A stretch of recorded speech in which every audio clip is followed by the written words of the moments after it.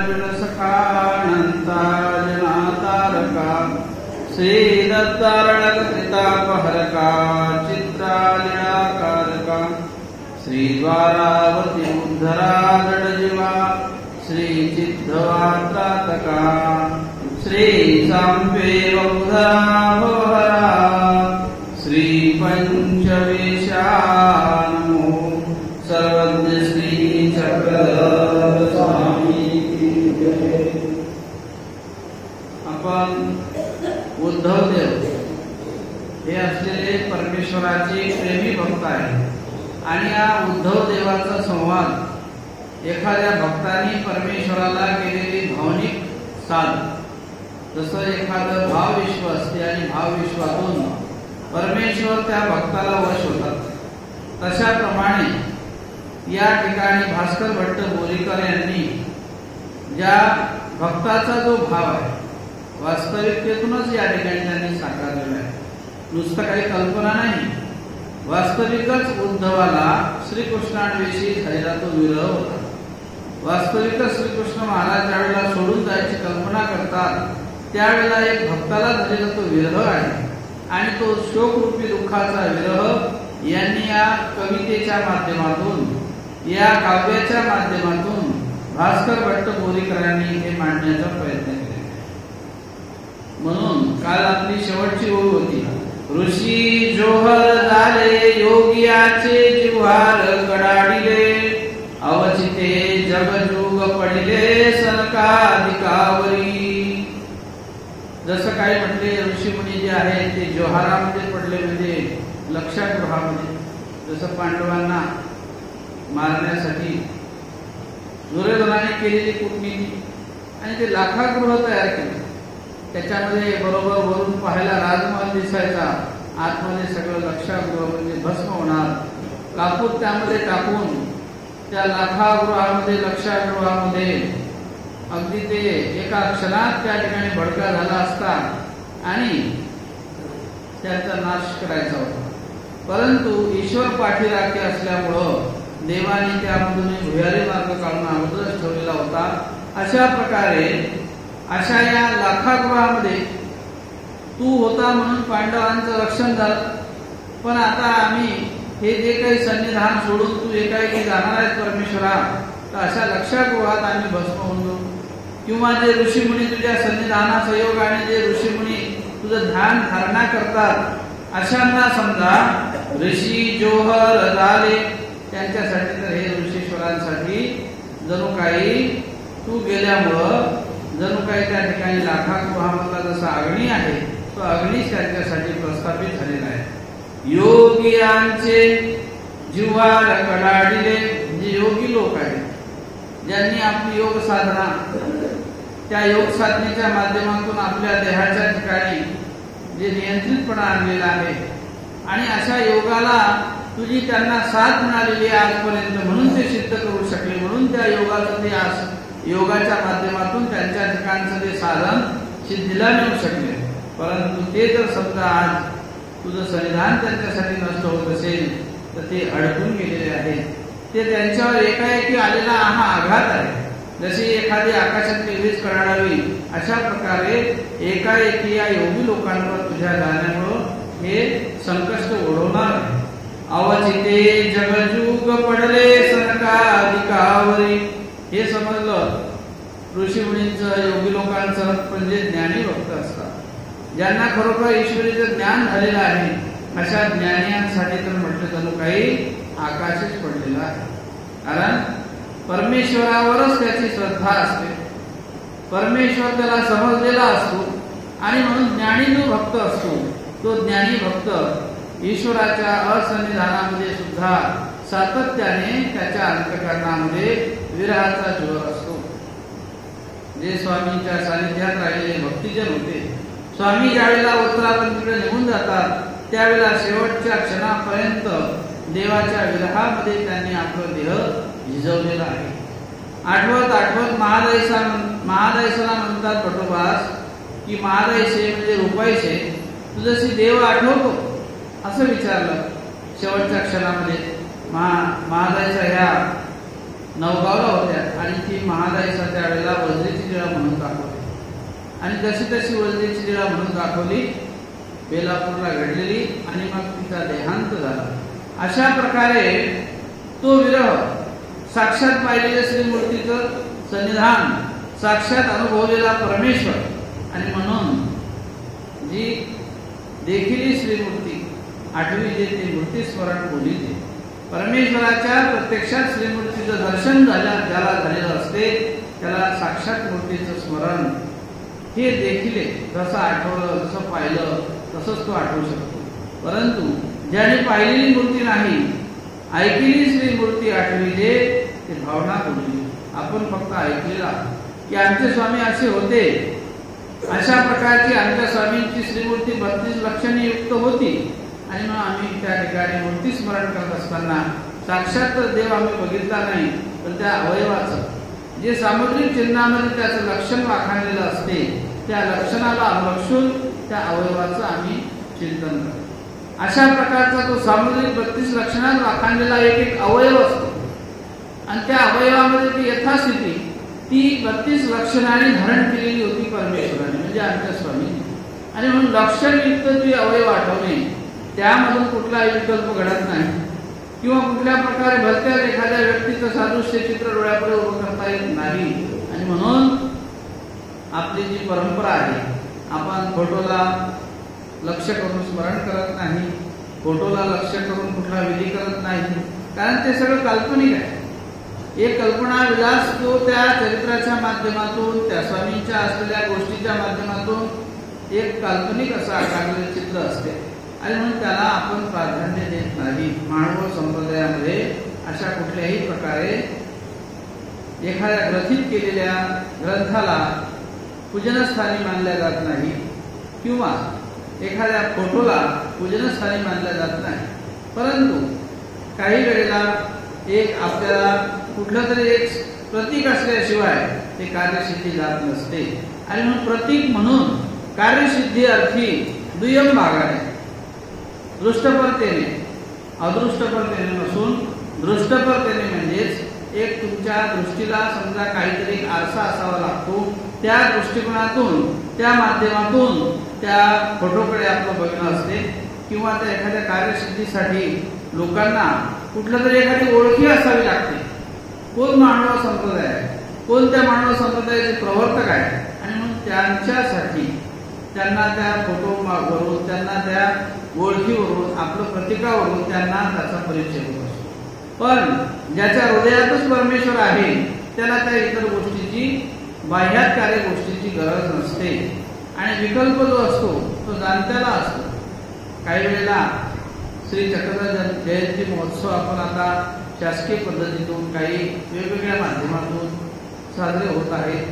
अनेक ठिकाणी त्या शासकीय माध्यमातून अनेक JR प्राप्त झालेले आहेत. अनेक जिल्ह्यांमध्ये वेगवेगळ्या माध्यमातून शैक्षणिक असो किंवा समजा ज्या ज्या ठिकाणी सरकारी कार्यालय असतात, जिथे जिथे कुठे सरकारी काही नोकरी वर्गात लोक आहेत, शाळा आहेत, कॉलेज आहेत, विद्यालय आहेत, अशा सर्व ठिकाणी स्वामींच्या जयंतीचा उत्सव त्या दिवसाच्या निमित्ताने एक स्वामींचं नाव तरी घेतलं जाईल.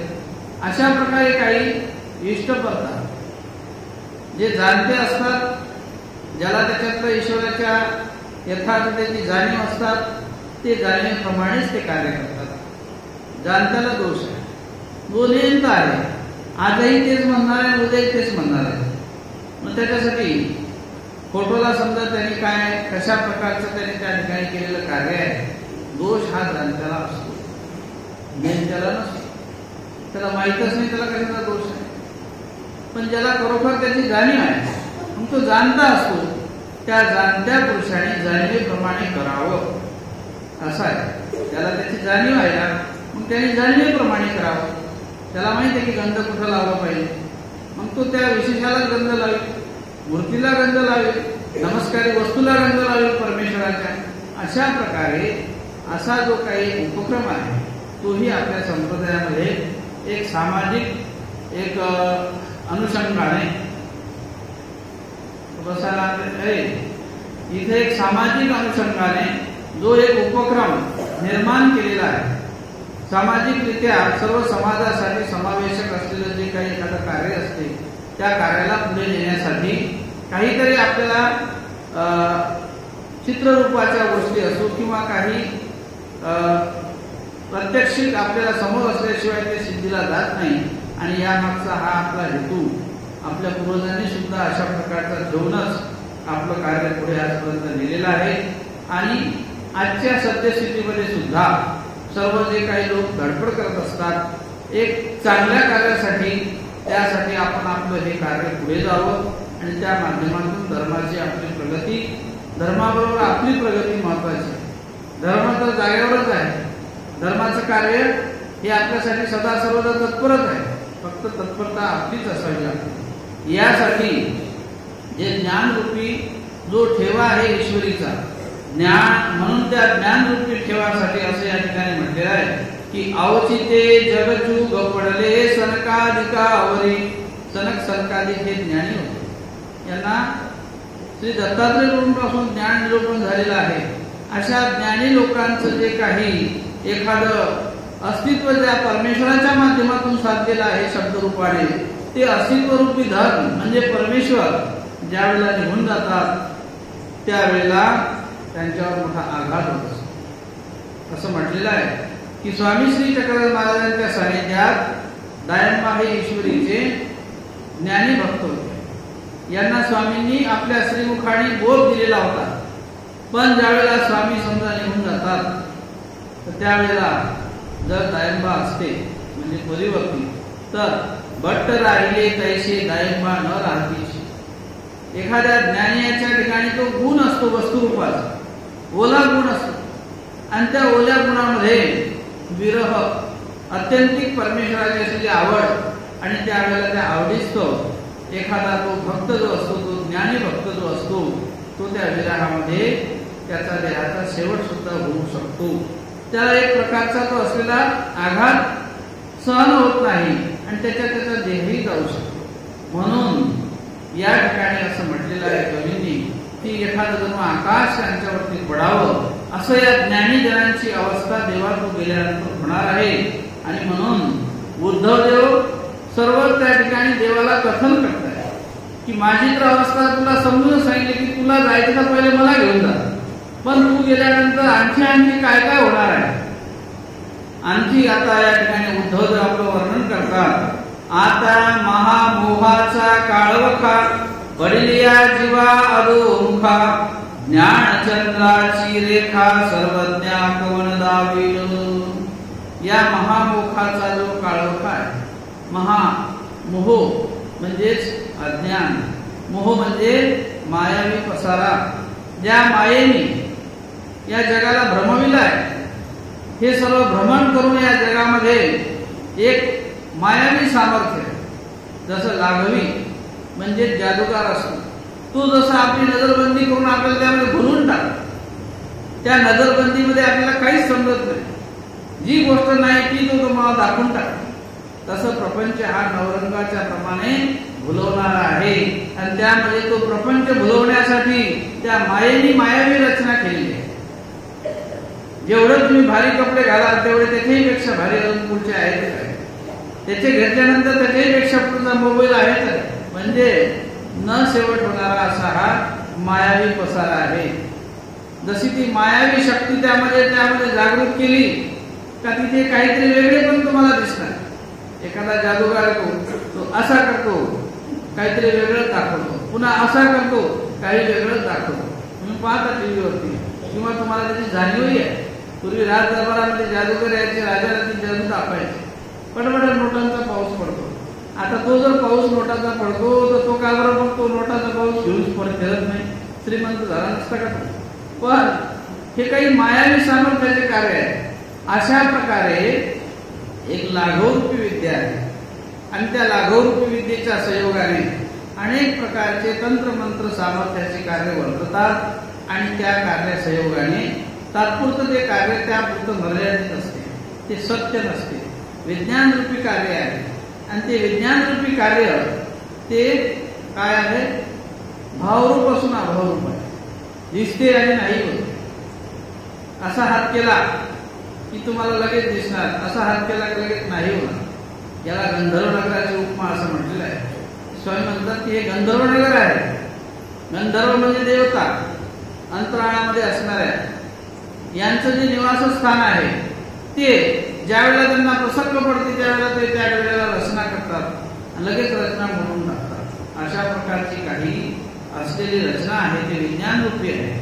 मग अशा महामोहाचा काळोखा, त्या काळोखामध्ये म्हणजेच अंधारामध्ये पडलेल्या जीवा अधोमुखा, आजपर्यंत देवा हे जे जीव आहेत हे अशा मोह अंधकाराच्या संयोगाने अधोमुख पडलेले आहेत. स्वामी म्हणतात साधेला बाई जीव ऐसे अधोमुख असतात. ज्या वेळेला स्वामी श्री चक्रधर महाराज जोगेश्वरी या गावी होते, जोगेश्वरीला साधेला स्वामींना भेटायला जायचे. मग स्वामींच्या सोबत ती आलेली आहे. स्वामी त्या जोगेश्वरीच्या ओढ्यावरती वर चढले, सगळे भक्तिजन चढले. साधा ज्या होत्या शरीराने स्थूल होत्या, यांना एकाएकी वर येता येत नव्हतं. त्यानंतर जीजी मी आता कशी येऊ, स्वामी त्यांना अशा प्रकारे हात करतात. हात केल्यावर नख लागतात न लागतात आपोआप त्या साधाबाई वर येऊन जातात वाट्यावर. आता तिला आश्चर्य वाटलं, देवाने काही हातही धरला नाही, नुसतं नखच लागले, फक्त तुम्ही आपोआपच वर आले. जीजी हे कसं, हे कैसे, अकस्मात मी एकाएकी वर कसे आले, काही तुम्ही मला आश्रय दिला आणि नुसतं माझे नख तुमच्या नखाला लागले आणि मी एकाएकी वर कसे आले. स्वामी म्हणतात बाई जीव ऐसे अधोमुख असती, परमेश्वर ऐसे वरी पडून पाहत असत. एखादा ऐकू ऐशी बरोती वास पाहिलं तर ऐशीची काढली.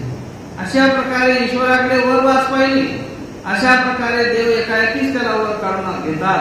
म्हणून या मोह अंधकारामध्ये जो अधोमुख पडलेला जीव आहे त्या अधोमुख पडलेल्या जीवाला ज्ञानचंद्राची रेखा सर्वज्ञा कवण दाविल. आता तुम्ही गेल्यानंतर जे काही ज्ञान शक्ती आहे, जे परमेश्वराचं ज्ञानरूप कार्य आहे, या माध्यमातून जे जीवाचं उद्धरण होत असते ते उद्धरणाचं कार्य आता तुम्ही कोण करणार आहे. सर्वज्ञ हे कार्य करण्यासाठी आता कोण बरं उभा होईल पुढे. तुम्ही जर असे निघून गेले तर हे ईश्वर उद्धरणाचं जे ज्ञानरूपी कार्य हे कोण करणार आहे. अशा प्रकारे प्रश्नार्थ उद्धवानी श्रीकृष्णाला हा केलेला प्रश्न आहे. सांडोनी जीव व्यापाराचे सुख आता मुक्तीचे कापडिक, तू सातवरावो वांचुरी आणि कवन राखेल. देवाला ते म्हणतात उद्धव देव की सांडोनी जीव व्यापाराचे सुख, जीवोद्धरणाचं कार्य, जीव व्यापार म्हणजे जीवाचं उद्धरण करण्यासाठी तुम्ही जे हातामध्ये घेतलेलं एक उद्धरणाचं कार्य आहे. आणि अशा या जीवोद्धरण कार्यासाठी, त्या सुखाचं दातृत्व करण्यासाठी तुम्ही ज्या वेळेला आता आम्हाला निघून जाणार आहे, आता मुक्तीचे कापडिक, आणि त्या मुक्तीला परमेश्वराच्या आनंदाला पात्र होण्यासाठी, या भवचक्रातून मुक्तता मिळवण्यासाठी ती जी जबाबदारी आहे, ज्या जबाबदारीने ईश्वराच्या मुक्तीचं कार्य होणार आहे, असे कापडिक ज्यांनी अंगावरती तो वेश धारण केलेला आहे, भगवत धारण केलेला आहे, संन्यासाची वृत्ती धारण केलेली आहे. आणि अशा या समजा मुक्ती मार्गाच्या लोकांना तू सातव राव वांचून आणि कवन राखेल. तू सातव म्हणजे यदुकुळाचा राजा, त्या यदुकुळाचा असलेलं तुझ्यावरती जबाबदारी, आणि तू समजा असलेला या नगराचा म्हणजे या द्वारकेचा राजा, आम्हाला सोडून तू आता निघून जातो आहोत, तर आमचं कवन रक्षण कर. या उद्धरण करणाऱ्या जीवाला कोण उद्धरण करतात. अशा प्रकारची एक भावनिक असलेली एक भक्तिरूपी जे शब्द परंपरा आहे ते या ठिकाणी ते आपल्या शब्दातून व्यक्त करतात. संसाराचे या डोहा अंतू उपडखावी असे जाऊ पाहतू, तया जीवदाताशी हातू कवन देईल. कवी आपलं एखादं काव्य आणि त्यामधून सत्यामध्ये केलेली एक भावनिक प्रश्न ईश्वरासाठी, वास्तविकतेतून साकारलेले एक भाव विश्व, की देवाला करतात ते आराधना, की देवाला त्या संसारूपी एखाद्या वस्तूचा त्या ठिकाणी आढावा देऊन देवाला त्यामधून ते असे विनवणी करतात की संसाराचे डोहांतू, जो डोहो आहे जिथे पाण्याचं खोल पण असते, त्याला डोह असं म्हणतात. जिथे पाणी खोलवर आहे, स्वामी श्री चक्रधरांनी त्या ठिकाणी दृष्टांत सांगितलेला आहे खड्या खोबड्याचा. तिथे पाण्याचा डोह आलेला आहे 114 दृष्टांतामध्ये. स्वामी सांगितले की डोह आहे तो अथांग असतो. तिथे त्या ठिकाणी पाऊस थारेना म्हणजे तिथे उडी टाकली तरी तिथे तुमचं पायाला ते तळ लागत नाही असं खोल पाणी असते, त्याला म्हणतात डोहो, की त्याचा अंतच लागत नाही. मग अशा ज्या संसाराचा अंत कधी लागलाच नाही, हा संसार या डोहाप्रमाणेच आहे, याचा शेवट कधी झाला का? म्हणजे होत नाही. म्हणून या संसाराच्या डोहांतू, या संसाररूपी डोहामध्ये उपडत हवी असे जाऊ पाहतो. उपडत हवी म्हणजे माझा पाय काही फिरावत नाही. उपडत हवी म्हणजे त्या आलेल्या लाटा आहेत त्या डोहामधल्या, आणि त्या डोहामधून मी आता इकडून तिकडे तिकडून इकडे होतो आहे, पण माझा पाव काही त्या ठिकाणी थारावला जात नाही. मी असा वरच्यावरच लटकून राहिलेला आहे आणि त्या डोहाच्या मुळे मला काही आता आसरा मिळत नाही. कुठला ठाव देणारा, मला ठिकाण देणारा त्या डोहामध्ये कोणी नाही. अशा प्रकारे मी इकडून तिकडे तिकडून इकडे त्या डोहामध्ये बुटकळ्या खातो आहोत. अशा या डोहामध्ये असे जाऊ पाहतो, तया जीव जातासी हातू कवन देईल. आता या जीव जातीला, हे जे जीवजात या भवचक्ररूपी संसार डोहामध्ये उपडखाली म्हणजे अशा प्रकारे त्या डोहामध्ये लाटेप्रमाणे जसं त्या डोहामध्ये इकडून तिकडे त्या ठिकाणी त्या लाटा होतात, तसं माझ्या या डोहामध्ये इकडून तिकडे भ्रमण चालू आहे, पण मला काही अजून थारा भेटत नाही. त्या डोहामध्ये काही माझा पाय काही लागत नाही. आणि मग अशा वेळेला आता या संसार चक्रामधून तू आम्हाला सोडून जाणार आहेस, तर अशा जीवजातीला हात देऊन त्या डोहातून काढणारा तरी कोण आहे? असा प्रश्न केलेला आहे देवाला, उद्धव देवाने, की आता त्या डोहातून हात देऊन वर काढणारा कोण आहे? तुम्ही जर निघून जासाल, आम्हाला कोण त्या चक्रातून सोडवणार आहे? भवचक्रातून. विचार दुर्गाची या मढा, पडलिया काम क्रोधाचा वेढा, तुवा विन योगिया उवेडा कवन करील. जुन्या प्रकारचे शब्द, जुनी काव्य रचना आहे, आणि म्हणून अर्थपूर्ण त्या कवींनी एक एक शब्द सुद्धा त्यामध्ये असा भारदस्त मांडणी केलेला आहे. म्हणून या ग्रंथाला विशेष साहित्याच्या अंगाने नुसतं शृंगारित नसून ब्रह्मविद्येचं वलय या ठिकाणी या ग्रंथाला कवींनी दिलेलं आहे. विचार दुर्गाची या मढा, दुर्ग म्हणजे किल्ला, तो विचाराचा उंच असा असलेला किल्ला आपल्या ठिकाणी आहे. त्या विचाराच्या माध्यमातून आपण अनेक प्रकारची आपली प्रगती करू शकतो. आयुष्य जीवाच्या ठिकाणी असलेल्या, मनुष्य देहाच्या ठिकाणी असलेली बुद्धी आणि या बुद्धीमध्ये असलेलं चौचक्री चातुष्ट, मन, बुद्धी, चित्त, अहंकार, आणि या माध्यमातून साधलेला हा विचाराचा वेढा, विचाराचा दुर्ग म्हणजे किल्ला आहे. परंतु त्या विचाराला कुठेतरी घेरले गेलेला आहे. ते विचार कुठेतरी त्याला घारून टाकलेला आहे. म्हणून पडलिया काम क्रोधाचा वेढा. जसं त्या किल्ल्याला एखाद्याने बाहेरून त्याला कुठेतरी त्या किल्ल्याला परकोट असतो, आणि त्याच्या बाहेरून त्याला जर एखाद्याने सील केलं, पहिले पूर्वी किल्ल्यावर समजा आक्रमण करायचं असेल तर पूर्ण किल्ल्याच्या चौभोवतालून त्याला समजा आक्रमण करायचे. तसं इथे विचाराला आक्रमण झालेलं आहे. जे सत्वरूपी विचार आहेत, जे चांगले विचार आहेत, या चांगल्या विचाराला काम क्रोधाचा वेढा पडलेला आहे. काम क्रोधाच्या माध्यमातून स्वामींनी म्हटलंय की काम क्रोध लोभ हे तिन्ही नरकद्वारे. या तिघा संयोगाने विशेष करून नरकाची निष्पत्ती आहे, आणि नेमके तीनही या जीव स्वरूपाच्या ठिकाणी आहे. म्हणून या काम क्रोधाचा वेढा या विचाराला किल्ल्याला पडलेला आहे. आणि म्हणून तुवा विन योगिया उवेढा कवन करील. तुझ्याशिवाय देवा हा उवेढा म्हणजे जो पडलेला वेढा आहे, हा कोण उकलणार आहे? त्या वेढ्याला कोण त्या ठिकाणी काढणार आहे?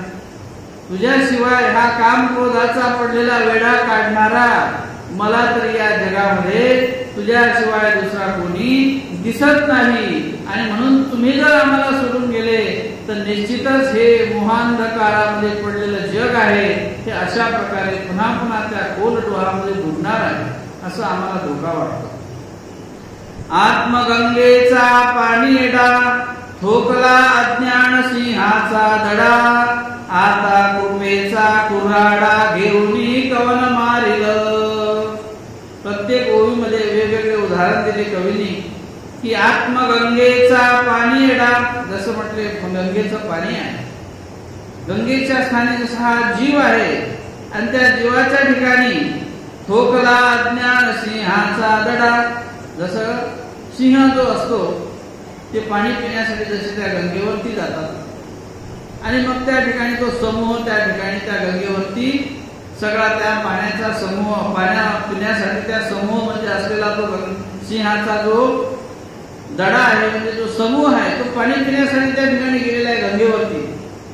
आणि त्या गंगेवरती गेल्यानंतर अशा प्रकारे तिथे जर एखादा जीव सापडला तर निश्चितच त्याच्यावर त्यांचं काय होते, आक्रमण ते करत असतात.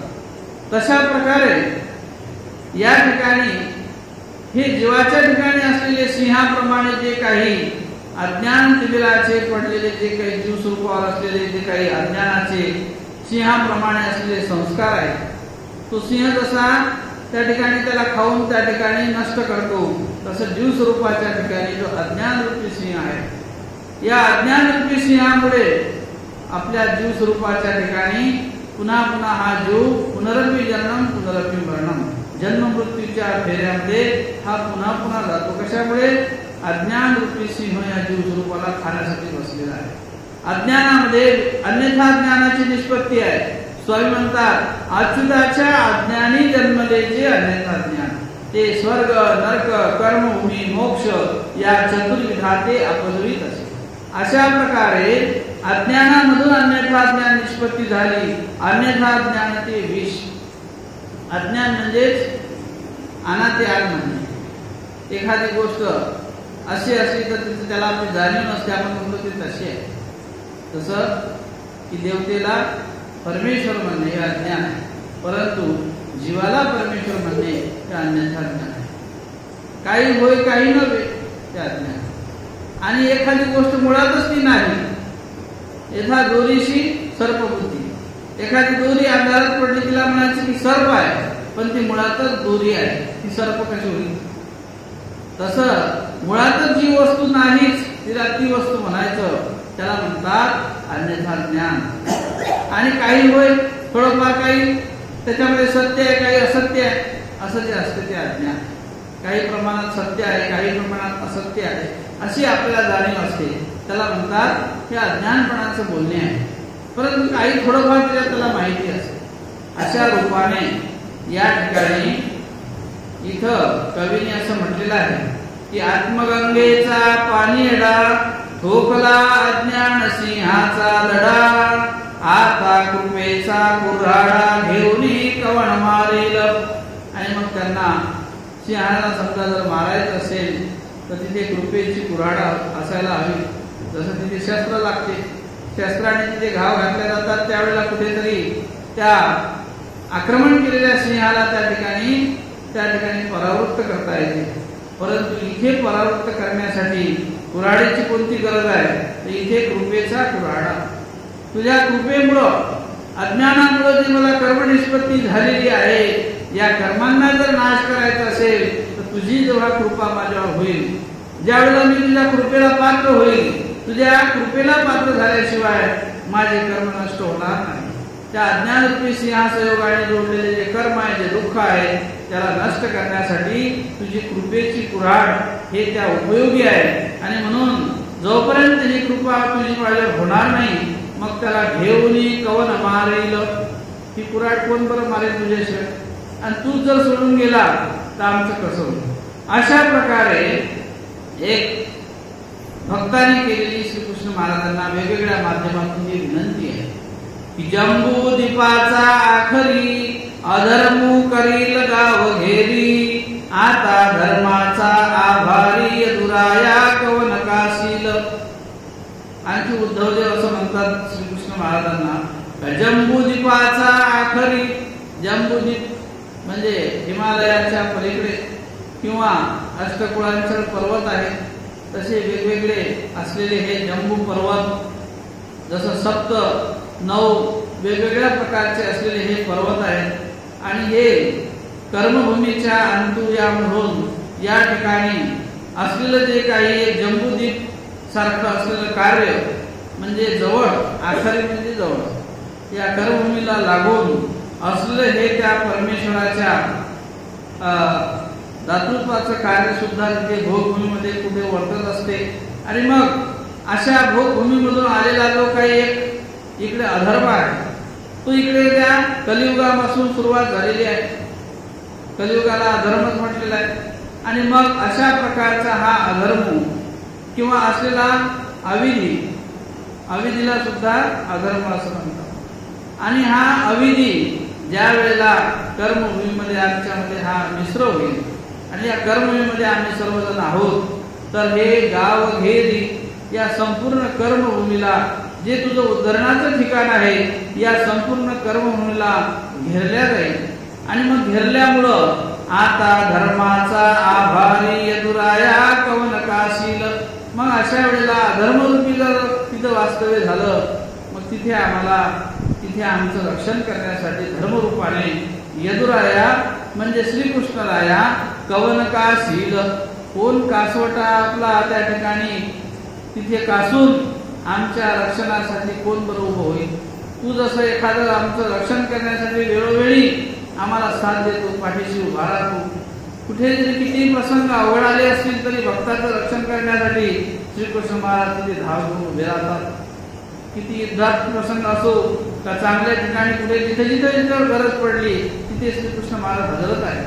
मग अशा वेळेला या आमच्या रक्षणासाठी यदुराया कोण बरं आमच्यासाठी धावून येईल, तू जसा धावून येतो तसं दुसरा कोण येईल।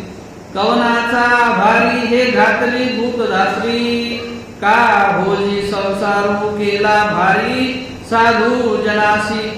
आणखी आपली ती भवारणूक हाक मारतात देवाला, कवनाचा आभारी, कोणाच्या आभारी म्हणजे कोणाच्या सांभाळी, कोणी आभारवंत पुरुष आहे की तो सगळ्यांना सांभाळू शकतो, ज्याच्यामध्ये अशा प्रकारचं धर्मरूपी शौर्य आहे, असा ज्यांचा आभार असेल अशा शौर्यवान पुरुषाला ही घातली भूतधात्री, हे जग, हे संपूर्ण असलेलं हे विश्व आणि त्यामध्ये असलेले हे सगळे जीव आणि त्या भूमीवरती जे सगळे आहेत, राज्य करता आहेत, सगळे राहत आहेत, अशा या सगळ्या जीवांना तू कोणाच्या संभाळी घातलं। का होजी संसारू केला भारी साधू जनासी, हे जीव तर आहेत पण जे साधूजन आहेत, जे परमेश्वराच्या साधनेमध्ये ध्यान धारणेमध्ये तल्लीन झालेले असतात, ईश्वर साधनेचं जप अनुष्ठान करत असतात, अशा साधूजनांना हा संसार भारी केला। जे काही तुझ्या सहयोगाने त्याला सहजतेचं, त्या साधनामध्ये त्याला सहज मनानं त्याला जीवन जगता येत होतं, सहजतेने तुझं सन्निधानामुळे त्यांचं जीवन शेवटाला जाणार होतं। आता मात्र तू जर त्यामधून निघून गेलास, निश्चितच त्यांच्यासाठी हे भारीपण आहे, त्यांच्यासाठी हा काळ कंठणे हा फार भारी होणार आहे। आणि म्हणून साधू जनांना तर विशेष त्याचं दुःख आहे। कलियुगाचा तीवटना, का हा धर्म बैसविला कार्य सवाना, आचाराचा उगानाजी कवना दिदला। मग आता श्री उद्धवदेव एक एक मांडणी करतात, ठीक आहे आता तुम्ही चाललेलेच आहेत, पण जात असताना कोणावर कोणती जबाबदारी सोपवली, म्हणून ते म्हणतात की कलियुगाचा तीवटना, तीवटना म्हणजे 3 वाटा जिथून फुटतात अशी जागा। एखादा काही अपराधी असायचा, त्यांनी कोणता अपराध केला की त्याला चव्हाट्यावर त्या ठिकाणी नेऊन ते दंड देण्याची प्रथा पूर्वीच्या काळात होती। जसं माझ्या काळाचा दृष्टांत आलेला त्याच्यामध्ये, आणि मग तो रावत अशी खैरी लुंपावया झाली, ती खैरीची शिक्षा जिथं होतं ते सगळे लोक पाहतील अशा प्रकारचा एखादा त्या ठिकाणी येणारा सार्वजनिक असा एखादा ठिकाण असते, तर तिथं सार्वजनिक ठिकाणी दिलेली शिक्षा। अशा प्रकारे या सार्वजनिक ठिकाणामध्ये, या तिवटण्यामध्ये का हा धर्म बैसविला कार्य सवाना. आणि मग अशा केविलवाण्या पद्धतीने जे काही धर्मरूपी आचरण करणारे आहेत आणि हा जो धर्म आहे या धर्माला तुम्ही या चौवाटेवरती जिथे चौवाटा आहे अशा ठिकाणी का बरं बसून ठेवलेला आहे. हे केविलवाण पण या कलियुगाचा जो तिवटणा आहे. या कलियुगामध्ये जे काही असलेलं अधर्मरूपी कार्य आहे आणि या कलियुगाच्या माध्यमातून ते अधर्माचं कार्य पुढे फोफावणार आहे. आणि अशा या तिवटण्यावरती अधर्मरूपी जागेवरती या धर्माला तुम्ही का बरं बसवलं. आणि तिथं बसवलं तर तो केविलवाण्या पद्धतीनं तो त्याचा धर्म जो आहे तो कसा बरं शेवटाला नेणार, कसा नेऊ शकतो. आणि म्हणून आचाराचा उगाना जी कवना आधी दिला. जी आचाराचा उगाना जी ठेव आहे, जी समृद्धी आहे, जे आचरणाचं असलेलं ठिकाण आहे. आणि मग असं सिद्धीला नेण्यासाठी एक तर कलियुगाचं या ठिकाणी आता माप चालू झालेलं आहे. आणि त्या कलियुगाच्या तिवटण्यामध्ये सामुदायिक ठिकाणी जिथे सदा सर्वदा दोषाचंच पुरठा आहे अशामध्ये हा धर्म आपलं केविलवान स्वरूप घेऊन त्या ठिकाणी कसा राहील, कसा हा धर्म या ठिकाणी शेवटाला जाईल. बरं मग अशाही स्थितीमध्ये हा आचाररूपी धर्माचा उगाना म्हणजे जी समृद्धता आहे त्या आचाराची ज्याच्याजवळ आहे तो कवनादी दिला. ते सोपविलं कोणाला की हे धर्म शेवटाला नेऊ शकेल. अशा प्रकारचा कोणी एखादा मनुष्य एखादा जबाबदारीपूर्वक हा जो उगाना म्हणजे जी ठेवा आहे जी या ठिकाणी तुम्ही कोणावर सोपवून गेले अशा प्रकारे श्री उद्धवदेव श्रीकृष्ण महाराजांना विचारतात. पाखंडाचा खळाळी कैसेनी सत्याची दोन्ही मोकलली का पाठी दिली जी विरसलीसी. पाखंडीपणाचे असलेले लक्षण की ज्यामध्ये कुठल्याही सत्यतेचं वाक्य नाही, कुठल्या प्रकारचं धारिष्ट करून एखादं कार्य शेवटाला न्यावं आणि यथार्थपणे त्या कार्याचा शेवट व्हावा अशा प्रकारचे कार्य ज्यामध्ये नसते असे पाखंडपणाने वागणारे जे खळाळ उथळ असलेले लोक आणि अशा प्रकारे त्या खळाळ आणि उथळ आणि अधर्मरूपी त्या असलेल्या सहवासामध्ये कैसेनी सत्याची दोन्ही मोकली. अशा प्रकारे या उथळ लोकांमध्ये असत्य वागणाऱ्यांमध्ये हे सत्याची नाव कशी पण शेवटाला जाईल. इथे सगळीकडून त्या ठिकाणी असत्य आहे, अधर्म आहे हे दिसते आहे आणि तुम्हाला सगळं जाणीव आहे की हे कलियुग म्हणजे काय आहे. तरी अशी जाणीव असतानाही ही सत्याची दोन्ही मोकलली का पाठी दिली विरश्रेयसी. जे आम्ही विरश्रेयेच्या माध्यमातून भाग्यरूपी रेषेच्या माध्यमातून तुमच्या सहयोगाने जे आजपर्यंत आम्ही जयश्री म्हणजे आमचा विजय मिळवत आलेलो आहोत आणि आज आमचा विजय नष्ट होणार आहे. त्या विजयाचं जे काही स्वरूप आहे ते विजयाचं स्वरूप नष्ट होऊन आम्हाला तुम्ही पाठ दिलेली आहे आणि तुम्ही पाठ फिरवल्यामुळे आमचा हा विजय आज इथं संपणार आहे. आणि आम्हाला या अशा डोलीला म्हणजे या नावेला तुम्ही एक अधर्मरूपी असलेले जे ठिकाण, खळाळ उथळपणाचं असलेलं एक ठिकाण, खळखळ वाहणारं पाण्यामध्ये खळाळी अशा प्रकारे असलेलं एक वाईट ठिकाण खळाळ असं सुद्धा अर्थ केलंय की वाईट म्हणजे चोराचा कुरठा असलेलं संभोजनिक ठिकाण. अशा प्रकारे जिथे अधर्म शेवटाला जातो आणि अशा अधर्मामध्ये आमच्या ठिकाणी हे सत्याचं असलेलं बीजारोपण ही नाव कशा प्रकारे आता देवा शेवटाला जाईल म्हणून ती देवाला विनंती करतात. का करुणा केळी हारी विजयश्री निवटिली का लक्ष्मी उसाशिली यदुराया तुवा. करुणा गुणाचं कार्य परमेश्वराच्या ठिकाणी आहे आणि मग करुणा गुणा सहयोगाने आम्ही तुमच्याशी बांधले आहोत. करुणा रस तो प्रेम, ईश्वराचं जे आपल्या जीवात्म्याच्या ठिकाणी जे प्रेम आहे ते करुणा गुणामुळे आहे. करुणा गुण असल्यामुळे ईश्वर या भक्ताला आपल्या जवळ घेतात. करुणा ही म्हणजे ममता आहे, करुणा हे ईश्वरीचं प्रेम आहे, करुणा ही ईश्वरीची कणव आहे. जीवात्म्याप्रती एक असलेली ईश्वराला त्या कणवेची किवपणा निर्माण होतो जीवात्म्याविषयी आणि मग अशी करुणा जी परमेश्वराच्या ठिकाणी विशेष कार्य करणारी आहे. परंतु जीव स्वरूपाच्या ठिकाणी काही कणव उत्पन्न व्हावं असं काही बिडार असलं तरच कणव ईश्वराला उत्पन्न होते आणि जर ती कणव नसेल तर ईश्वरालाही करुणा उत्पन्न होत नाही. अशा प्रकारे या ठिकाणी का करुणा केली हाली. देवाला ते उद्धवदेव म्हणतात की या करुणा गुणाला तू का बरं हलंत करून टाकलेला आहे. त्या करुणा गुणावर तुम्ही का बरं हत्या चालवलं की एखाद्या वेळेला तुमचं संविधान आमच्यापासून हरपणं म्हणजे जणू काही त्या करुणा गुणाची हत्या झाल्यासारखं आम्हाला वाटते की आमच्या ठिकाणी जी करुणा होती ती संपलेली आहे तुमची. आणि विजयश्री निवटली जी भाग्यरेषा होती तिथं आज आमच्या ठिकाणी असं वाटते की त्या विजयाने आम्ही जे काही एकत्रित झालेलो होतो ती निवटली म्हणजे संपलेली आहे. जो विजय आमच्यासाठी नष्ट झालेला आहे.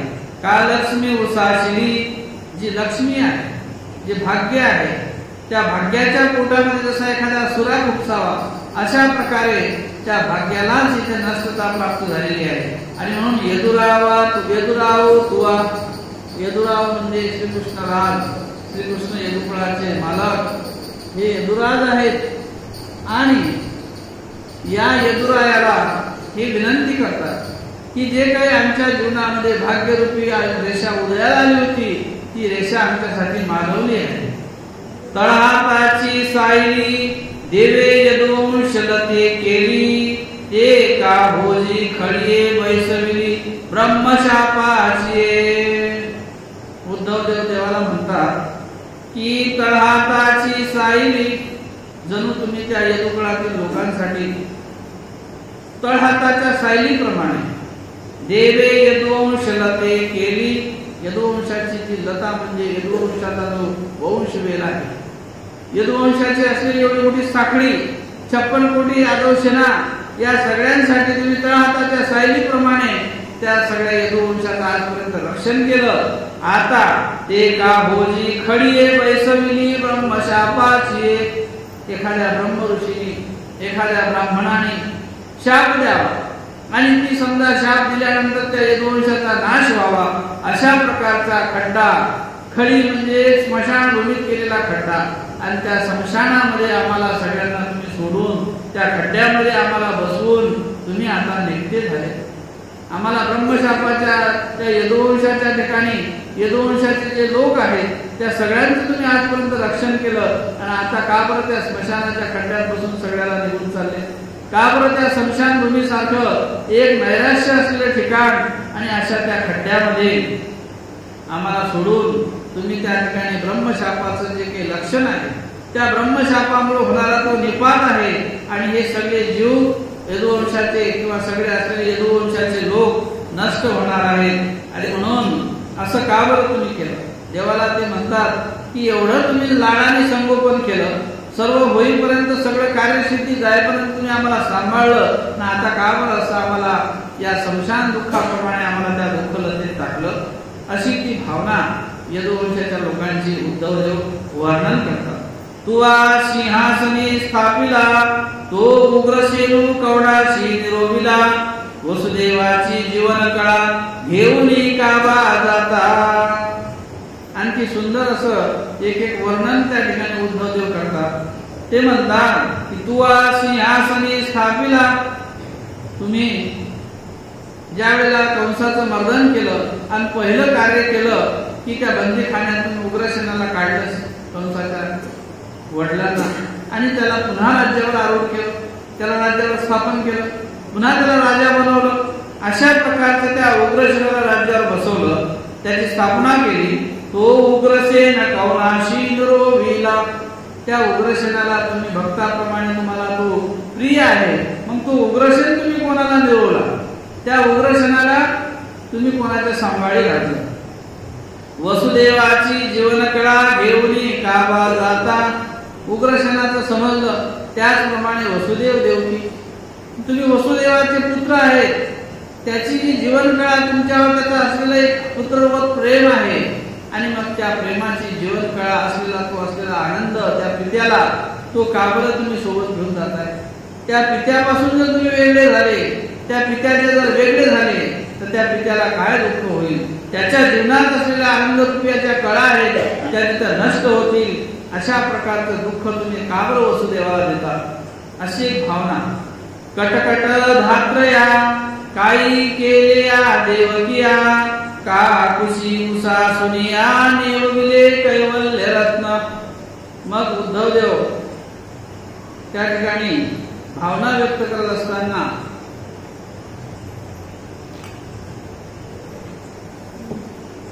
कटकट धात्रया, कटकट असो, आपण म्हणतो कटकट, काही वेळेला एखादं मनासारखं जर झालं नाही तर बायसांचा शब्द होता कटकट. अशा प्रकारे कटकट धात्रया म्हणजे ब्राह्मण, म्हणजे ब्रह्मरूप देवता. त्या ब्रह्मरूप देवतेला त्या ठिकाणी उद्धव देव म्हणतात की कटकट असो. का बरं म्हटले असं? आमच्या श्री कृष्ण चक्रवर्तींना काही केले या देवकिया. का रे ब्रह्मदेवा, तू समजा या ठिकाणी देवाला आला सांगितलं की म्हणे आता तुम्हाला जावं लागेल आणि इथं कलियुग लागणार आहे. का बरं असं केलं बरं ब्रह्मदेवा तू? काही केले या देवकिया, तू या देवकीचा विचार केला का? श्रीकृष्णाला घेऊन जायसाठी किंवा कार्य अवतार संपविण्यासाठी विनंती केली, पण देवकीचा काही विचार केला? त्या देवकी मातेनं काय केलं असेल बरं? का कुशी उसा सुनिया निवविले कैवल्य रत्न. त्या देवकीचं बाळ तू त्या ठिकाणी तिला विनंती केली श्रीकृष्णाला की आमचं कलियुगाचं आता कार्य चालू होते. मग समजा त्या देवकीच्या पोट रिकामी झाले ना कुश, तिचा जो मुलगा आहे तो तिच्यापासून जर बाजूला होत असेल तर त्या जसा कुशीमधून उसा सुनिया म्हणजे त्या कुशीला रिकामेपण निर्माण केलं. त्या बालकाचं त्या ठिकाणी वियोग होणे म्हणजे जणू त्या बालकाचा एक विरह त्या मातेला निर्माण होतो. आणि म्हणून त्या देवकीचा काय गुण आहे? त्या देवकीला मातृत्वाचं जे एक सुख आहे ते हिरावून तू घेऊन चाललेला आहेस. आणि म्हणून आमचं कैवल्याचं निधान असलेला तो परमेश्वर श्रीकृष्ण महाराज तू नेवविले कैवल्य रत्न. ब्रह्मदेवाला तू म्हणतोस उद्धवदेव की ब्रह्मदेवाला अशा प्रकारे ती विनंती करतात की आमचं कैवल्याचं रत्न हिरावून नेलंच नेलं, पण देवकीला सुद्धा तिची कुस रिकामी करून तिला दुःख तू देतो आहेस. आता नंदादिकाचे सरले यशोदेचे प्राणलिंग फुटले व्यसन सागरीचे प्रवाह बुडाले पांडवांचे. आणखी काय काय घडलं की आता नंदादिकाचे सरले. नंदादिक म्हणजे नंदराजा, अधिक पदामध्ये अनेक असलेला त्या नंदराजाचा परिवार. या सगळ्यांमध्ये त्या श्रीकृष्ण महाराजांचं असलेलं एक वेगळं पद, असलेलं एक मातृत्व पितृत्वासारखं असलेलं माते पितेचं स्नेह, सखा आहे, सोर आहे, भक्त आहे, वत्सल आहे, माता आहे, पिता आहे, बंधू आहे, सगळंच काय. अशा प्रकारे त्या नंदाधिकामध्ये असलेलं श्री गोकुळामध्ये असलेलं ते श्रीकृष्णाचं उठणं बसणं ज्या श्रीकृष्णाच्या रूपाने त्या गोकुळाने अनुभवलं आणि ते श्रीकृष्ण जर गेले म्हटले समजलं त्यांना तर त्यांच्यासाठी ते असलेलं रहस्य संपून जाणार आहे. म्हणून आता नंदादिकाचे सरले, नंदादिकाची अवकळा होईल. यशोदेचे प्राणलिंग फुटले. यशोदेला जर समजलं की अशा प्रकारे श्रीकृष्ण महाराज निजधामाला गेले तर तिच्या प्राणाचा हृदय स्फोट होईल. माता यशोदेने सांभाळलेला आहे, जन्म जरी देवकीने दिला पण सांभाळ मात्र यशोदेनेच केला. आणि त्या मातेला किती दुःख होईल, तिचं हृदय काय म्हणेल? व्यसन सागरीचे प्रवाह बुडाले. ज्या परमेश्वराने जीवाला उद्धरण करावं, श्रीकृष्ण चक्रवर्ती अनंत उद्धरिले तरी उद्धवार्जुने पुराण प्रसिद्ध. अशा प्रकारे त्या श्री उद्धव देवाच्या माध्यमातून ही विनंती देवाला ते करताय उद्धवदेव की व्यसन सागरीचे प्रवाह बुडाले. पांडवांचे, ज्या पांडवांचा तो भक्त वत्सल आहे, त्या पांडवांचं रक्षण करणार आहेस. आणि अशा पांडवांना सुद्धा ज्यावेळेला आता तुम्ही सोडून जासाल, प्रवाह म्हणजे जे जहाज आहे ते पाण्यामध्ये बुडणार आहे. त्या पाण्यात जहाज बुडाल्यानंतर ते प्रवासी सुद्धा तिथे गतप्राण होतात, त्यामध्ये मरण पावतात. अशा प्रकारे जीवोद्धरण व्यसन ज्यांच्या माध्यमातून सिद्धीला जात होतं असे असलेले आमचे श्रीकृष्ण महाराज आज हे पाण्यामध्ये जहाज बुडावं आणि त्या ठिकाणी अंत व्हावा अशा प्रकारे भक्ताच्या ठिकाणी आज इथे परमेश्वर गेल्यामुळं तो त्यांच्या अंतकरणातला जो भाव आहे तो इथे नष्ट होणार आहे. अंतकरणातलं जे काही एक असलेलं जे काही बिढार आहे देवाविषयी ते त्यांचं संपुष्टात येणार आहे. आणि ते पांडव अशा प्रकारे श्रीकृष्णाच्या ठिकाणी जीवोद्धरणासाठी पात्र झालेले आहेत. ते भक्त आहेत आणि मग त्यांना सुद्धा श्रीकृष्णांचा विरह सहन होणार नाही. पण ते होते आज्ञाधारक. देवाने त्यांची व्यवस्था लावली. पहिले त्यांना पाठवलं. त्यांना सांगितले की जा, आता कलीचा वारा संचरलेला आहे, कलियुग आता लागणार आहे. तुम्ही आता हिमालय पर्वतात जा आणि तिकडे जाऊन तुम्ही त्या हिमालय पर्वतामध्ये स्मरण करत करत तुमच्या देहाचा शेवट करा. वास्तविक पाहता हस्तिनापूरचं राज्य, त्यानंतर हस्तिनापूर म्हणजे दिल्ली आणि द्वारका दोन्ही राज्य हस्तगत केले दुर्योधनाकडून. त्या ठिकाणी कौरवांकडून एवढं घनघोर युद्ध झालं, सगळं राज्य हस्तगत केलं. राज्याचा आता उपभोग घ्यावा. अशा वेळेला श्रीकृष्ण महाराज म्हणतात की पांडव हो, आता जा तिकडे हिमालयात संन्यास धारण करा आणि तुमच्या जीवनाचा शेवट करा.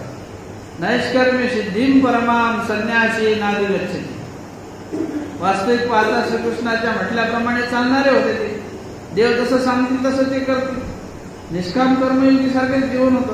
पण नाही, निवृत्ताशिवाय पूर्णतः संन्यास धारण केल्याशिवाय, स्वामीने सांगितले सर्व संग परित्याग केल्याशिवाय मग तिथं राज्याचाही त्याग आला, तिथे भौतिक सुखाचाही त्याग आला, अष्टभोगाचाही त्याग आला, सगळ्या प्रकारे. मग तो त्याग करून त्यांना शेवटी काय व्हायला लावलं? निवृत्ती स्वीकारायला लावली. जोपर्यंत निवृत्ती अंतःकरणामध्ये प्राप्त होत नाही तोपर्यंत संन्यासाचं परिभाषा त्याला लागू होत नाही. आणि म्हणून शेवटी निवृत्तीमय जीवन जगण्यासाठी म्हणून या ठिकाणी व्यसन सागरीचे प्रवाह बुडाले पांडवांचे. पांडवांचं जे व्यसनाचं कार्य आहे म्हणजे जीवोद्धरणाचं कार्य आहे परमेश्वराचं, ते श्रीकृष्ण महाराज सन्निधानात होते तोपर्यंत ठीक आहे. पण आता देवाने सन्निधान तोडलेलं आहे. देवालाही निधामाला जायचं म्हणून त्यांना पांडवांना दिलं पाठवून तिकडं. आणि धर्म पद्धतीने जाताना धर्मराजांना सांगितलं की ही व्यवस्था लावून जा. द्वारका आता पाण्यात बुडवून टाकली. मग दुसरं राज्य, दुसरी द्वारका इकडे स्थापन झालेली आहे नदीवर काठावर परत. ती द्वारका त्या ठिकाणी नष्ट झाली. पुन्हा दुसरी द्वारका त्या ठिकाणी विश्वकर्मानं स्थापन केली. आणि मग त्या ठिकाणी ते पुन्हा तिथं राज्य, नवीन राज्याची स्थापना झाली बेटावर. आणि म्हणून नवीन त्या ठिकाणी स्थापना होऊन पुन्हा राज्य स्थापित झालेलं आहे. आणि मग तिथं द्वारकेचं राज्य दिलं वज्रनाभीला आणि हस्तिनापूरचं राज्य दिलं परीक्षितीला. परीक्षित हा कोणाचा मुलगा होता? अभिमन्यूचा आहे ना, अभिमन्यूचा मुलगा. तर अशा प्रकारे तिथे राज्याची स्थापना झाली. मग श्रीकृष्ण महाराज तिकडून निघून त्या पांडवांना समजा तिकडं जायला सांगितलं आणि आपणही इकडे निजधामाला निघून गेलो. अशा प्रकारे भक्तांना समजा आपापल्या पद्धतीने जीवोद्धरणासाठी त्यांचा शेवट परमेश्वराने केलेलाच आहे. म्हणून ते कोणतीये उपन्नले पुनू पाचई तुझा उसंगी सुदले तया पांडवाचे या भारण घातले कवना सांगे. आता इथं पुन्हा उद्धव असं म्हणतात. आता वास्तविक पाहता देवाला सगळी चिंता आहे. पण देवाला चिंता आहे हे सगळ्यात महत्वाचं आहे. पण इथं भक्तालाही चिंता आहे की जे उद्धव देव आहे ते म्हणतात देवा आता तू हे सगळे तुझे बांधलेले आहेत, एकमेकांचे सगळे संबंध तुझ्याशी आहेत. हे सगळं जे काही विश्व आहे तुझ्या भोवती फिरणार आहे. हे राज्य, तू या राज्याचा मुख्य, हे सगळं तुझ्याशी बांधले पण आहे. या सगळ्यांची व्यवस्था तू कशी करणार आहेस? अशा प्रकारचा प्रश्न उद्धवाला पडलेला आहे. म्हणून ते म्हणतात की ते कोणतीये उपन्नले, कुंतीला झालेले पुत्र आहेत हे सगळे. जरी कुंतीचे पुत्र असतील पण या पाचही तुवा उसंगी सुदले, पाचही पांडव तुझ्या उसंगी, तुझ्या असलेल्या या कार्यासाठी तुला ते वेचून दिलेले आहेत. तुझ्या सगळ्या त्या कार्यासाठी पाचही पांडव तुझ्या शब्दाने चालणारे आहेत. आणि म्हणून त्या सगळ्यांची जबाबदारी तुझ्यावर सोपवलेली आहे. जरी कुंतीचे पुत्र आहेत पण सगळे तुझ्या जबाबदारीने ते चालणारे आहेत. असे तुझ्या उसंगी तुला ते सोपवलेले आहेत. तया पांडवांचे आभार न घातले कौना सांगे. अशा पांडवांना आता तुम्ही कोणाच्या सांभाळी घालून चाललेले आहात, अशा प्रकारे उद्धवाला प्रश्न झाला. तया धर्माचे आडला तू चिंतिला पावसी स्वामी सळा. तरी का होजी आबोला तेनेशी घेत असा. आता धर्मराजाविषयी असं ते म्हणतात की पांडवात मुख्य धर्मराजे. मग धर्माचे आडला, जिथे कुठे धर्मराज अडले असतील त्या त्या ठिकाणी तुम्ही त्याला सहाय्यभूत झाले. जिथे जिथे कुठे अडवणूक झाली, प्रत्येक ठिकाणी त्या विचाराला अडला असेल, कुठे कुठे कोणा प्रकाराने त्याची अडवणूक झाली, तिथे प्रत्येक ठिकाणी तू चिंतिला पावसी स्वामी सळा. जिथे जिथं त्यांनी चिंता व्यक्त केलेली असेल तिथे तिथे परमेश्वरा तू सळा, म्हणजे त्यांच्या त्रासाच्या प्रसंगाला, कुठल्या वनवासातल्या प्रसंगाला, सर्व ठिकाणी तू त्यांना सहाय्यभूत झालेला आहेस. तरी का होजी आबोला तेनेशी घेत असा. तुम्ही गेले म्हणजे त्यांचं बोलणं, त्यांचं सगळं वागणं हे सगळं प्रतिबंध होणार आहे तुझ्या सन्निधानावी. आणि मग असा अबोला करून त्या भक्तांना तू सोडून का बरं जात आहेस. पैजा सांडुनी श्री चक्रधरा तुआ हात वसिले दयाचिया कैवारा.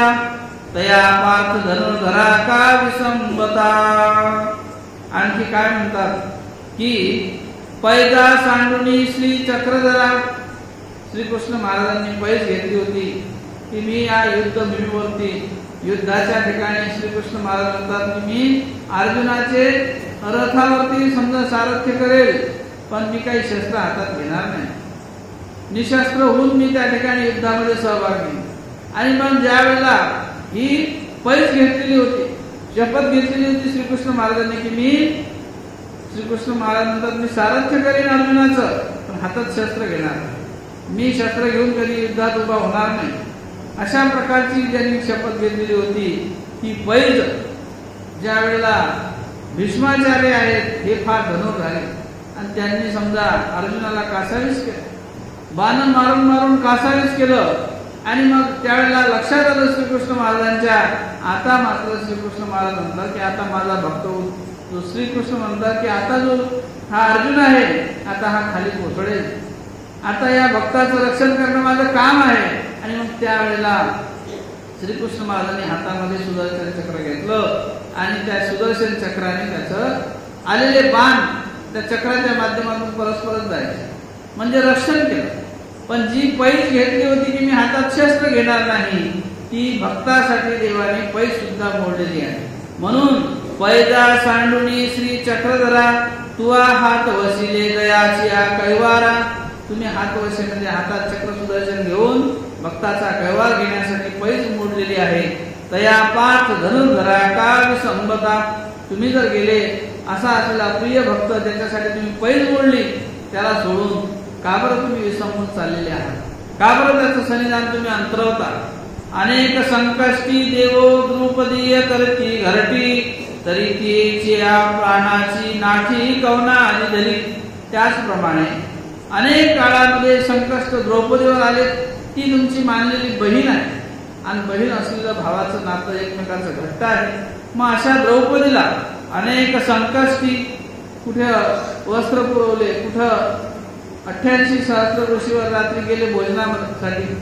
दुर्वास ऋषी हा शापी असलेला, त्याने जो शाप दिला तो कधीच त्या ठिकाणी तो शाप जो दिला तो पूर्ण होत होता. अशा प्रकारे त्या शापाला समजा पुन्हा उशाप नाही असा क्रोधिष्ट असलेले दुर्वास ऋषी 88,000 ऋषी मुनी घेऊन रात्री त्यांच्या घरी जातात आणि दुर्योधनाला त्या ठिकाणी कपटबुद्धीनं सांगितलं दुर्योधनाने की म्हणे ऋषीश्वर आमच्या घरी तर तुम्ही नेहमीच भोजन करता, आमचे भाऊ तिकडे वनवासात राहतात, त्यांना कधी अन्नदान घडलं पाहिजे की नाही. म्हणे असं करा तुम्ही रात्री त्यांच्याकडे अन्नदान घेण्यासाठी जा. आता दुर्योधनाचं अन्न त्यांनी खाल्लेलं होतं, कपटबुद्धी, आणि मग ते इंद्राची मिळालेली थाली होती ती धुवून ठेवली एकदा का त्याच्यातून काही अन्न निघत नसायचं. आणि मग ते गेले रात्री 12 वाजता म्हणे बाई आम्हाला भिक्षा वाट, आम्हाला जेवायचं आहे. म्हणे किती जण? आम्ही 88,000 ऋषी. बाबा आता रात्री 12 वाजता. मग तिच्या मनात आलं की आता काही खरं नाही, हा दुर्वास ऋषी आहे, याला जर नाही म्हटलं आताच शापित करतो, भस्म करतो आमच्या पांडवांना. आणि त्यासाठीच पाठवलं होतं की हे पांडव भस्म झाले पाहिजे, नष्ट झाले पाहिजे. आता काय करावं? तिने देवाचा धावा केला. रडली मला जाऊन त्यांना सांगितलं ऋषीमुनींना की असं करा, मी तुमच्यासाठी स्वयंपाक तयार करते, तुम्ही तोपर्यंत नदीवरती जा, आंघोळ कपडे वगैरे सगळे समजा त्या ठिकाणी स्नान संध्या करा आणि जेवण करायला या. आता श्रीकृष्ण महाराजांचा मी धावा केला चालू. देवा आता काय करू? ही थाली तर धुवून ठेवली. मग देव त्या ठिकाणी प्रगट झाले. म्हणे काय झालं बाई? म्हणे असं माझ्यावर संकष्ट आला, आता हे एवढे लोक जर नाही जीव घातले तर मला मारून टाकतील भस्म करून, आमचे पांडव नष्ट होते. देव म्हणते मग आता तू मला काहीतरी दे. अरे म्हणे बाबा माझ्याकडे काही नाही म्हणून तुला बोलवलं, तू म्हणतो मलाही बोलायला भूक लागली. म्हणे पाय काय असेल तर. मग ते थाली पाहिली, त्याच्यात एक पत्त होतं भाजी. ते पत्त लागलेलं धुता धुता ते देवाने घेतलं, स्वीकार केलं आणि ढेकर दिला. देवाने ते एक पात होतं तेवढं, ते पात खाल्लं आणि स्वामींनी समजा श्रीकृष्ण महाराजांनी ढेकर दिला. हे गेले होते नदीवरती, त्या नदीवरच त्यांची जेवण झाली. तिकडे गेले त्या नदीवर तर तिथे पंक्ती बसल्या, मंडप सगळं जेवण खावण म्हणून तृप्त झाले. आणि मग आता द्रौपदीनं काय केलं की ते पात्यामधून एक पात देवाने स्वीकारलं, त्या थाळीमधून आता अन्न मागितलं, पंचपक्वान्न त्या थाळीतून पुन्हा तयार झाले. आणि मग इकडे मोठे ढीकचे ढीक लागले पदार्थाचे. आणि मग द्रौपदीने निरोप पाठवला नदीवर, म्हणे जा पांडवांना नाही तर ऋषीमुनींना बोलवून घेऊन या. स्वयंपाक तयार झाला. ऋषीमुनींना बोलवण्यासाठी गेले आणि मग त्या ठिकाणी गेल्यानंतर ते म्हणतात, अहो स्वयंपाक तयार झालाय तुमचा, बोललो तुम्हाला. ते म्हणे कोणता स्वयंपाक? अहो म्हणे आता तुम्ही द्रौपदीला म्हटले ना जेवायचं आहे. अहो म्हणे आमचे जेवण तर इथंच झाले, आता आम्हाला पंक्ती बसवल्या, इथं वाढलं, इथं पांडव होते, सगळेच होते. म्हणे तसं काहीच नाही, स्वयंपाक तर तिकडे तयार आहे. मग त्यांच्या लक्षात आलं की हे जे काही आहे हे श्रीकृष्णाची सगळी कला आहे. राहिलं जेवण इथंच फुल करून टाकलं, ते जेवण कधी जेवायचं? मग ते म्हणतात तिथे जाऊन की माफी मागतात त्या द्रौपदीची. म्हणे बाई आम्ही त्या दृष्टाचं अन्न खाल्लं आणि आम्हाला अशी वाईट बुद्धी आली की तुझ्या रात्री घरी यावं, अपरात्री येऊन तुला अन्न मागावं, आणि म्हणून आम्ही असं भुलून गेलो, परंतु आमची क्षमा कर. वास्तविक पाहता द्रौपदीवाशी ते परत जाऊन माफी मागतात. अशा प्रकारचं समजा वेळोवेळी द्रौपदीला साहित्य होणार आहे. असे अनेक संकष्टी देव द्रौपदी करीती घरटी. अशी घरटी जशी रक्षणाची, जशी एखादी घरटी म्हणजे रातपाडे करणारे लोक असतात, ते जसं रक्षण करत असतात. घरटी किंवा एखादं संरक्षण करणारे असतात, ते जसं आपल्या एखाद्या जो कोणी श्रेष्ठ पुरुष त्याचं रक्षण करतात, तसं देवा तू घरटीप्रमाणे या ठिकाणी रक्षण केलेलं आहे द्रौपदीचं. तरी तिच्या प्राणाची नाठी कवना अंजली. आता त्या द्रौपदीचा जो प्राण आहे तो कोणासाठी तुम्ही सोपवलेला आहे? ती जबाबदारी तुम्ही द्रौपदीची कोणाकडे दिलेली आहे? अशा द्रौपदीला आजपर्यंत तुम्ही सांभाळलं, इथून पुढे बरं तिला कोण सांभाळेल आता? अशी एक प्रश्नार्थ भूमिका उद्धवाने मांडली. कुंतीचा वनवासू गोसाविया होय असोसू, तरी तिच्या जीविताचा मोसू घेऊन कैसे जाता. कुंतीचा जो वनवास, कुंतीला जे पुत्रांचा एक शोक निर्माण झालेला होता की पांडवाला वनवासाला पाठवलं, आणि म्हणून कुंती आऊचा दुःख करायचे मुलांविषयी की मी समजा राजमहालात पण माझे मुलं वनवासात. आणि हा वनवास जोपर्यंत होता तोपर्यंत कुंतीला फार वाईट वाटायचं, दुःख वाटायचं की कधी कधी पांडव घरी येतील. आणि मग त्यावेळेला ते दुःख सांत्वन करण्यासाठी गोसाविया होय असोसू. कुंती ही भक्त आहे. कुंती ही श्रीकृष्ण महाराजांची असलेली एक प्रेमी भक्त आहे. भक्ताला झालेलं दुःख ईश्वराला सहन होत नाही. मग अशा कुंतीला जेव्हा दुःख व्हायचं तेव्हा तिचं संगोपन करण्यासाठी तुम्ही पुन्हा पुन्हा कुंतीला समजूत घालायचे. तरी तिच्या जीविताचा मोसू घेऊन कैसे जाता. आणि अशा कुंतीला सोडून तिचा जो मार्ग आहे, तिचा जो रस्ता आहे, तो सगळा तुमच्याच ठिकाणी आहे. अत्यंत आवडी तुमच्या श्रीचरणावरती आहे, आणि तिचा रस्ता का बरं तुम्ही मोडताय? तिची जी वाट आहे प्रेमाची ती खुंटून का बरं तुम्ही चाललेले आहात? आहोजी अवधारा कुंती कैसे जारती लोभापरा. आहोजी अवधारा कुंती कैसे जालेती लोभापरा. जे विरहाग्नीचे पाचवणे चिरणे शोधे तसा. अशा या कुंतीला तुम्ही सोडून लोभापर म्हणजे जणू काय तिला एक प्रकारचं असलेलं प्रेमाचं छत्र तुमच्या माध्यमातून आहे आणि मग जणू ते प्रेम आता तुम्ही व्यक्त करत असताना विरहाग्नीचे पाचवणे चिर, एवढी प्रेमी भक्त ही असलेली कुंती आणि तिला तुम्ही आता या प्रेमाची चिर चाकडी म्हणजे चिर म्हणजे वस्त्र कोणतं पांघरून चाललेले आहात, विरहाग्नीचे पांचवणे म्हणजे 5 रंग ज्या अग्नीमधून प्रकट होतात, जणू काही पंचरंगाच्या अग्नी आणि त्या अग्नीचं जे असलेलं वस्त्र ते तिच्या अंगावर ते पांघरून तुम्ही निघून चाललेले आहात, म्हणजे तो विरहाचा अग्नी त्या भक्ताला तुम्ही देऊन चाललेले आहात. अशा प्रकारे हा विरह देऊन तुम्ही भक्ताला त्याग करून चाललेत आणि म्हणून या ठिकाणी ही कल्पनारूपी एक भावनिक विश्व असं या ठिकाणी भास्कर भट्ट कवीश्वरांनी उद्धव देवाचा झालेला जो संवाद आहे, उद्धव देवाला झालेली एक श्रीकृष्ण महाराजांविषयी प्रश्नमंजुषा आहे, ती कवितेच्या माध्यमातून या ठिकाणी मांडण्याचा प्रयत्न कवीश्वर भासांनी पुरेपूर केलेला आहे. सर्वज्ञ श्री चक्रधर स्वामी